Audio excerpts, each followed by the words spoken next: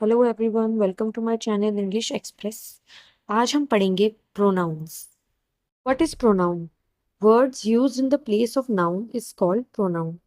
वो वर्ड्स जो कि नाउन की जगह पे यूज होते हैं उन्हें प्रोनाउन कहते हैं, ताकि नाउन का बार बार रिपीटेशन ना हो।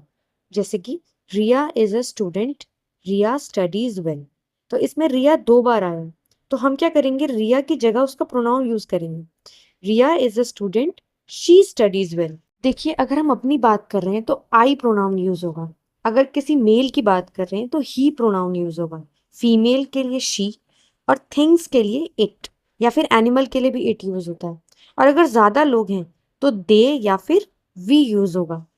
यहाँ पर रिया फीमेल है तो हमने शी यूज किया, she studies well.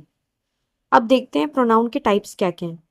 There are 8 types of pronoun: personal, possessive, reflexive pronoun, demonstrative, interrogative, relative, indefinite and reciprocal pronoun.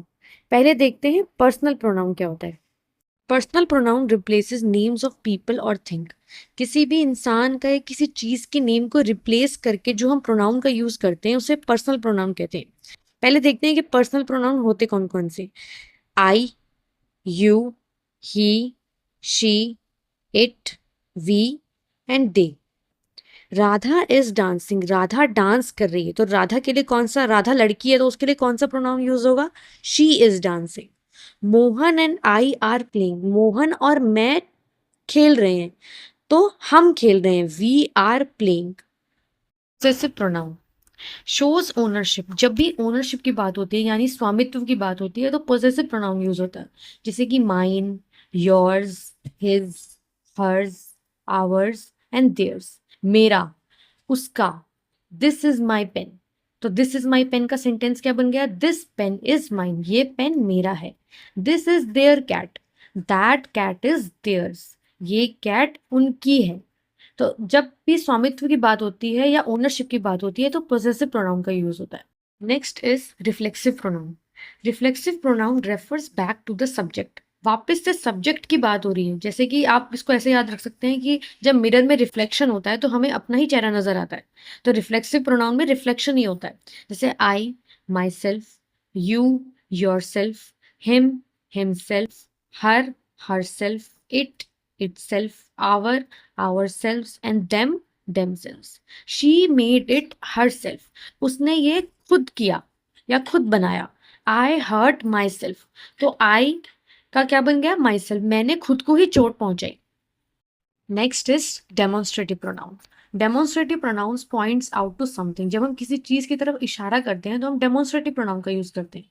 This, that, these, दोस। अब दिस एंड दैट जो है वो सिंगुलर चीज के साथ यूज होता है, and these and those plural के साथ यूज होता है। दिस इज माई बैग, यह मेरा बैग है।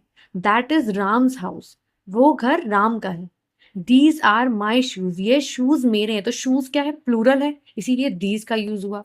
दोज आर योर बुक्स, ये बुक्स तुम्हारी हैं। बुक्स भी प्लूरल है इसलिए इसमें दोज का यूज हुआ है।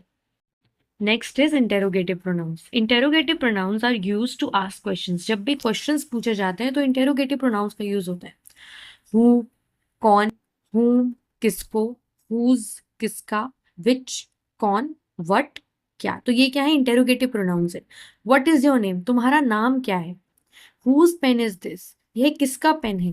Who is there, वहां कौन है। Which is your book, तुम्हारी बुक कौन सी है। So these are interrogative pronouns. Next is relative pronoun. Relative pronouns connects two clauses. जब भी दो क्लॉजेस या दो सेंटेंसेस को जोड़ा जाएगा तो रिलेटिव प्रोनाउन का यूज होगा। जैसे कि who, whom, whose, which, that. अब आपने देखा होगा कि हु, whom, whose ये तो इंटेरोगेटिव में भी थे, बट यहाँ पर इनका मीनिंग चेंज है। हु का मतलब है जो या जिसने, whom का मतलब है जिसे, whose जिसका, which जो, एंड दैट का मतलब भी जो ही होता है। The boy who sings well is my friend, वो लड़का जो अच्छा गाना गाता है मेरा दोस्त है। This is the book which I like, यह वो बुक है जो मुझे पसंद है। Indefinite pronouns. Indefinite pronouns do not refer to any specific person और थिंग। जब किसी स्पेसिफिक पर्सन या थिंग की बात नहीं हो रही होती तब इंडेफिनिट प्रोनाउंस का यूज होता है। अब ये होते कौन कौन से हैं? Someone, anyone, everyone, nobody, few या फिर मैनी। समवन कॉल्ड यू, किसी ने तुम्हें बुलाया, तो वो तो कोई भी हो सकता है। मैनी आर इनवाइटेड, बहुत सारे लोग इनवाइटेड थे, किसी एक इंसान का नाम तो नहीं लिया गया। एवरीवन इज ईटिंग डिनर, सब लोग डिनर कर रहे हैं, तो सब लोग में स्पेसिफिक पर्सन का नाम नहीं है, सब लोगों की बात हो रही है। Can anyone answer this question, क्या कोई इस क्वेश्चन का आंसर दे सकता है? Reciprocal pronouns shows mutual relationship when two or more people do same thing to each other। जब भी आपस में रिलेशनशिप की बात होती है या फिर दो या दो से ज्यादा लोग एक दूसरे के लिए कुछ करते हैं तो रेसिप्रोकल प्रोनाउन का यूज होता है। अब रेसिप्रोकल प्रोनाउंस होते क्या है? Each other and one another. Each other use होता है दो लोगों के लिए और वन अनदर यूज होता है दो से ज्यादा लोगों के लिए। जैसे कि दे लव ईच अदर, वह एक दूसरे से प्यार करते हैं। वी हेल्प वन अनदर, हम एक दूसरे की मदद करते हैं।